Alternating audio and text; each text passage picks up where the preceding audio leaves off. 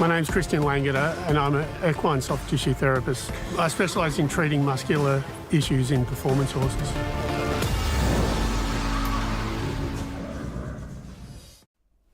Thanks, Drew. Hey, hi, Christian here. We're going to try something interesting. We've decided to do a video podcast, Langeder Equine Show thing. I get so many questions every week about, things about my videos, like you can see here. And so what we're going to do is I'm going to just break these things down a little bit, and anything that comes up that I can see, or questions that come up, look, it's going to morph into who knows what down the track. But this is the first one. It's going to be a mess. We're just going to go for it, and we're going to go through a few videos. I'm going to check out what I see, what I hear. I'm going to break it down a little. We have a new a new email. The email will be around here somewhere. And so if you have any questions, or you want to add anything, or if you want to just tell us this was a stupid idea. Well, anyway, let's give it a crack. And we're just going to see how we go. I've got Drew the Viking looking after me, and my brother Heinz is here, and obviously Putchi's gone. Come on, don't mess it up. Anyway, let's have a look. We're just going to go through some TikToks. And anything that comes up, we're just going to wing it and see what happens. How's that, Drew? Good? Here. And I'm going to look at the camera when I'm not looking over here. Anyway. All right. Are we going? All right. We're ready to go? Yeah. Cool. We don't know how this is going to work. We're in with Trevor Andrews, and this is Serious Princess. Oh, yeah. How good is this? Well done, Drew. He mutes. Who would have thought that? Anyway, pause. This is Serious Princess. Obviously the biggest viewing video that I've had. Excuse me while I grab a cover. Obviously the biggest viewing video I've had. 8.7 million views. With Trevor Andrews. He's a trainer out of Cranbourne. He's one of those little trainers that I really love because he kind of does everything. He does feet, he does when you're a small trainer like that, you just have to be like a all-over handyman. Let's watch it. Yeah, let's go. Monday. So she ran in the city Monday. Now, all the rest of her is good, except we've got these two things, right? And so I've got a whole bunch of videos whereby I show single things. They don't often happen just in singular things. So with her right now, because she really tried, we've got biceps femoris and we've got hamstring back here. You can see that is quite sore. So so it's basically because she tried hard and she used her bum and she was like going hard. So this is the result. So there are a few other things. The thing about hamstring is, even though it's sore down here, I always treat it up high. Right, I'm being paused. All right, let's firstly try to work out how many times I say she tried hard. That was probably the most often made comment. The second thing here is, I don't know, look, obviously the hamstring is a big part of the horse. You know what, this was like one of the first real big ones. I don't even know what I'm doing here. Let's just get going. But anyway, so we'll just fix these up. So the first bit's already gone, so you can see that's already different, but we still got this. So now I'm just going to fix this up. So all I'm doing is tripping out the muscles. For you at home, if you've got horses, or if you're a race trainer or whatever, you've got horses that do this. You can use a massage gun, use your hands, use whatever. So I want to talk about this. So here are the things that I want to talk to you about. So the things I want to talk to you about are, firstly, obviously, I have a unique way of checking horses. Secondly, I have a very unique way of treating. The biggest things, most important things to me is, firstly, teaching you how to check your horse, teaching the lay people how a professional checks their horse, so you've got a much better understanding of what your horse is going through. The amount of emails, etc., that I get of people asking, I have a sore horse, someone's come and had a look at it, it's still sore, I don't know what's going on. I get those emails like all the time. So this is why I started creating these videos. And I'm also like flat chat booked out. I cannot help people. I can only do so much with these two hands. And I didn't want a business whereby I was going to have a lot of therapists. So what I wanted to do was create these videos. So people from middle of Australia to America to, my God, they've been all over the place, understand this better. The key part here for me is and I say it often, don't get hooked up on how I treat. I mean, there's going to be things about it. I'm obviously going to talk about it, but you can just massage these sore muscles. I'm trying to show you where to massage. So this is the key part to all this stuff. I'm just showing you where the soreness comes from, so you can help yourself or get a therapist. Get a therapist. So now that's gone. That's gone. Oh, a little bit there, but you can see the huge difference. So she's ready to rock again. And thanks. So I don't know why this one was so popular, but it was. And I don't know why it was so popular, but it was, which has been awesome because I've been on TV in the UK, America, Australia because of it. And so any way that I can spread, like, you know, how to check your horse and create awareness that this sort of stuff even exists is like the whole reason why I even do this stuff. So Serious Princess, she's coming out for the spring this year as well. She's Trevor's got her looking amazing. We'll see what she does. You know what? And obviously she's going to try hard. I guess. So there you go. That's gone. Oh, that was quick. We missed that one. How'd that happen? Technical difficulties. Alright, we're at Jurabbin. It is freaking freezing here. I've got 2 jackets on. With Puzzle, he's a little windsucker, which is this. I don't know, can you just show you what he's about to... We'll just give him a second. Seriously? Yeah, are you going to pause? So wind sucking, for those who don't know, wind sucking is this thing that, like, you know, and what makes it worse with Puzzle is he does it on metal. And I'm like, oh shit, seriously. Like, so usually what they do is they grab anything. I've seen them wind suck on their own leads, on their knees, on wood. What wind sucking is they grab their teeth onto something and they pull back with their head and they snort air through their skull, and it must give them an endorphin rush. So the problem is, once they start it, like I said, it's like horsey crack. You're not stopping it. And the problem is also, in a lot of barns that I work in and stables, race out everywhere, they can learn it off each other. So the problem is, often they'll try to keep the windsucker well away from their good horse, or, you know, anyway, so basically all it is sucking air, get an endorphin rush, and from there you've got a crackhead. I don't know. I'm just going to show you tricep. I'm going to try it this way. So that's not what it was for. This muscle right here. Just check that on your horse. Now he's going to be a little bit annoyed at me. There's 2 parts to this tricep. It's either this big one or there's kind of a sneaky part here. That sneaky part on him is fine. This part is sore right here, you can see. I'm going to treat that with him. I'm going to do another video in a little while about saddle with him. As soon as we're done here, I'll do another one. Good boy. I've been treating Puzzle for probably about 6-7 years, I think. He's a sweetie. He's got a bit of attitude, but he's cute. So anyway, tricep, it's just a front end restriction on your horse. No real big deal. He's like wind sucking like this. Right in my ear. So there you go, that's gone. So that's soft, that's off. So the thing I want to point out about this is there are so many different ways of treating a muscle. I mean, again, I'm showing particular muscles so you can isolate what you've got or what you think you might have from what you don't have. But the thing here, this actually shows... excuse me for rubbing my nose, I've got bad sinuses. But this actually shows... Wind sucking. Thanks, mate. Crackered. So what happens is this actually shows how I treat. I want to actually kind of get into a quick thing of how I treat.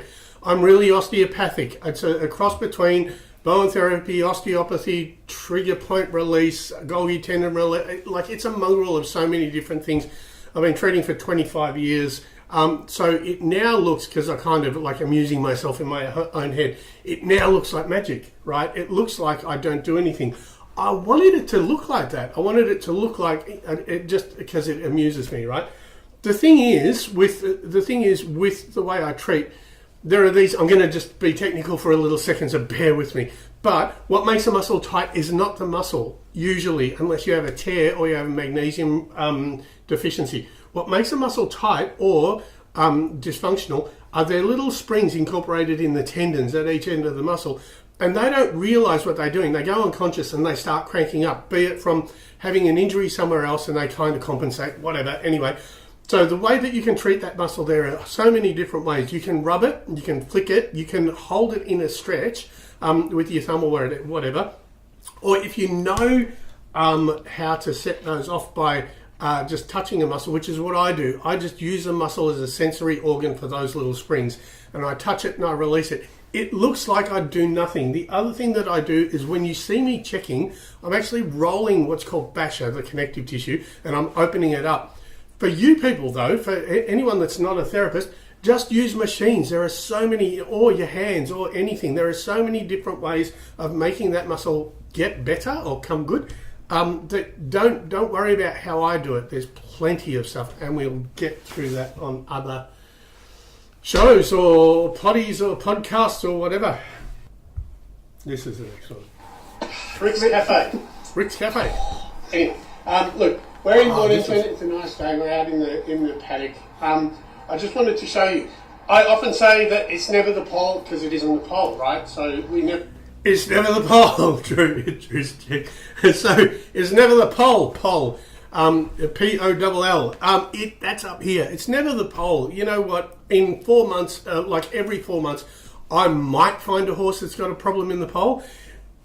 Every other time, and I see a lot of it, it's usually hyoid TMJ or C2 through the neck. I know there are a lot of people who love the pole. It's their thing. I love telling them that it's not the pole. So let's have a look. You can see this bone here and this one here. This is actually the jaw. So I'm actually going for that part. Now all I'm going to do, and she doesn't like me right now, all I'm going to do is just roll over and just create a little pressure on it. And I'm kind of isolating and stretching the muscle. So I'm finding each little, this is a really small one, and we're just going to go and lift this. You're right, sweetie. So all I'm doing is finding the actual muscle, and I'm being really mindful, because if you stick your finger in your own jaw, you'll see how much it freaking hurts. So all I'm doing is I'm just going to hold this for a sec. Now I'm going to go through each little bit of it and just back that off. Now what you're going to experience is, like, you know, if Renee's riding her, she's going to find that this one will be like a little bit weird in the bit. I'm going to try to have a look at the other side. I always look at both sides, always treat both. So we can kind of mute it as we go or whatever, it's fine. So Renee, Rhiannon, why do I do that? Sorry, Rhiannon. It's Rhiannon Schiffer. Now, I messed it up. This is why this was take 2. I don't know why I've got Renee in my head. She must look like a Renee as opposed to Rhiannon. Anyway, what happened is, obviously, if you got a horse that hangs in or hangs out, what that means is a horse that tries to run straight but tilts its head. Or in dressage, I mostly do racing dressage, polo I love.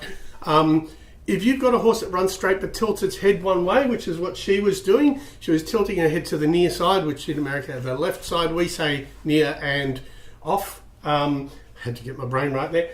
So there's a fan of muscles that go through the jaw, and I was checking those. Now, I wasn't quite sure, like, she was being such an angel, because as I said, if you dig into your jaw, it freaking hurts. And so obviously it was hurting on her. The opposite side, when I checked it, was absolutely fine. And when I said to her on the video, I didn't know, but I said on the video that she probably hangs in, and Rhiannon is going like this. And sorry again. And you can see this side is absolutely fine. And she's already zoning out. And we'll talk about releases in other shows but there is so much to cover. I'm probably trying to cover too much in the first thing. But anyway, we can go back to this. And just have a bit of a muck around. Thanks. Yeah, so the key thing about this is go into the stable, muck around with your horse, have a look, play around and see what you find. These are what these videos are for. Because if you don't run your hand over your horse, and it actually is really simple once you get your head around it, go and have a look. Play with your horse. You already brush it. If it flinches in particular parts, have a look at what muscle it might be. I mean, obviously I have a website. The website, you know what? I built this website again because I had so many people contacting me and we didn't have a language that we could speak. So I was trying to have people send me videos and me trying to explain to them, now go to the TMJ, and they're like, wow, it's like they're trying to figure out what everything is. So I built the website so I could actually have people look at it, and I made it reasonable. It's $150 US for a year, or I think $250 for a lifetime. So seriously, if you know how to speak to your vet or speak to your therapist or know what's going on with your own horse and understand them better, that is it wasn't about the money. It was about making sure that you can actually figure out what's going on with your horse. And it was about me being able to build something so I can have a conversation with people like this. And it'll allow you to understand this stuff a lot better too. Yeah, so let's have a look at the next one. I don't know what digging holes and standing in is. I haven't seen these for a while, so I'm like kind of checking them out. We'll see. A horse that actually digs a hole and puts either its front legs or its hind legs in, and you can see him trying to brace something. Have a look at this next video. It's a little bit messy. It's kind of 3 videos, including these 4 videos that are attached, but it finishes well, so have a bit of a look. It might be interesting to you. Cool. All right. Yeah. See how it's got its hind legs in the hole? Anyway. No, it was just... Yeah, it's all right, mate. Obviously, we have something in the rear. Let's figure out if it's pelvis, bum. Like, you've got to think about what sort of muscle he's shortening. All right. You just saw this little fella. He was standing with his hind legs in a hole. So these are athletes. They're going to hurt themselves, much like footballers, swimmers, like people, sprinters, anything. These are sprinters or runners at least. So what happened is, if you see them sitting with their front or back legs in a hole, think about what muscle they're shortening. So in this case, like it could have been lumbar area, medial glute, but in his case, he's got this hamstring on this side. So, excuse me, your L's, so there's a lot of stuff going on. So what he's done, I'm going to just treat it and explain. So I don't often try to figure out what the cause was unless we've got like a recurring injury. But these are little things that happen. These guys get treated and get tuned up every time they're working, whatever. Here, they treat them before they race. Let's go. Just mute. Oh, you can keep it going. So this is Greg Urell. Greg Urell is a larger trainer that I like. They are been amazing supporters of mine, except for Jim Mason. And Jim, look. Anyway, Jim. Hi, Jim. Anyway, Jim, who likes to... anyway, that's a whole other show, my God. Anyway, so Jim is a great bloke. So the key thing about this, though, look, Urells, they probably have about 80 horses in work. They rate, like, it's a bigger stable. The key part about this was, firstly, that horses, if they dig holes and stand in them, think about what muscle they're shortening. Like, there's going to be a problem. The other thing is these horses are looked after, these ones, Urells, are looked after weekly. So they're so well looked after. When we have things like this, we've got to determine if it's just a strain, if there's a tear, or if there's something else that we need to see the vets about. Now, so obviously if there's a tear and we have a real problem, like a real serious issue, or there's something that the vets need to look at, then I'm no help to them. I'm very aware of where I'm helpful and where I'm not. So for you guys checking out muscles, I'm showing you how to deal with muscles that are dysfunctional, right? So, or how to notice tears. I've got videos about tears. Check them out as well. I know there's a lot and you've got to scan through them, but I try to reboot and go over things again. But so if it's just a strain, it's easy to fix. If there's a tear, then obviously we've got a problem. But like I said, in holes, think about if the front's in a hole, then what are they trying to shorten through their neck or whatever? And if they've got their rear in a hole, maybe they're trying to shorten their tricep or their chest up front or the hamstrings in the rear. On that one, it was the hamstrings in the rear. It was only a mild strain, but you know, you'll find horses that dig and do that. Yeah. Yeah. You look confused, Drew. No. Yep. We're on mute. And the horses already. We're at Brian McGrath's stable, and anyway, this is Spirit Angel. She looks incredible. These guys have just moved from Cranbourne to. Oh, can we just and the horses mute for a second? Oh yeah. So this was a video I did the other day. What? Oh, you can keep it running, Drew. It goes for a while, and this is why I'm happy talking through it. She got a little bit in the biceps femoris and a lot in the hamstring. You can see that. And I talk about, actually, let's listen to this bit. Sorry, Drew. Sorry. To move that tail, it's this muscle here. So if I semi-membranosus. Now, we're going to have some changes here at this stable. Because they've come from Cranbourne and come to Pakenham, you're going to have some changes. This is just like, there's going to be some tempering. They're going to change shape, change how they work. The tracks are different. Cool, let's just mute while it keeps running.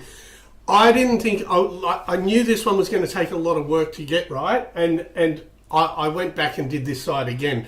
We're going to try to get to the point where I show you the before and after side. Anyway, but the thing about the two things I want to actually, can we pause it for a sec, because I don't want to miss this part. There are a couple of things that I want to point out about this. Is firstly, Brian, who you can see peeking his head around the corner, lovely bloke, like such a nice guy. He's probably working about 30 horses. He was at Cranbourne Racetrack. He's moved to Pakenham Racetrack. There's going to, as I said, there's going to be some tempering. There's going to be some changes because the surfaces are different. I see it in dressage. I see when they go from one place and work and then they go and compete, the horse strains itself because the surface is different, and probably because the rider is actually, like, you know, shitting their pants a little bit. The thing is, like, that's what we're going to get. So things will be different. They're currently, Brian is currently working on completely new surface. All his horses had new different soreness. So this is what we were looking at. Again, it's a strain. I talk about the hamstring. It's an inner hamstring, which is semi-membranosus. If you go to my website, you can see where that is. But the fact is that I treat up high on those. If I treat it just down low, down through here, I won't make that much of a difference. I'll change it a little bit. I know from experience, 25 years, that if I treat it up high, and now you're going to get people saying you got your finger in the horse's ass. But the thing is, that's where you got to treat it, right? And so as I say in this, I've got my fingers right where the first stops. So I don't have my fingers in the horse's ass. But anyway, so that's one of the things. The other thing that I wanted to point out on this, and you've just moved it, which is cool, is have a look at the white on the legs, right? So different people have different superstitions, different things that they do. Bryce Stanaway, who I adore, he's a trainer out in Geelong, was a trainer out in Geelong. He uses aloe vera gel on their legs. The idea of the thing on the legs is to cool the legs down, right? So you can see that Brian has got mud. So they use different types of clays. In dressage, you see they use ice a lot. In racing, they like to use mud. In places like say, for example, you know, Godolphin, I know that they wrap them. So the idea with them is that the slower the clay dries, the more heat it takes out of the legs. Excuse me. So on Brian's ones, he muds them up, and that takes the heat out. In Greg Urell's, they ice them. So, you know, in dressage stables, I see them ice them. Bryce uses aloe vera. So, but not the green stuff, the white stuff, mate. Anyway, keep going. That's all right. So right about now, I'm thinking, oh shit, this ain't going to work. But now, my fingers are right about where the first stops. So whenever I get sore hamstrings, I always treat up high. Almost did that intentionally, Drew. Well done. Here where the actual attachment is. You've got another horse crazy over here. You're not going to completely fix it. So we're going to see how this goes, because it was pretty brutal.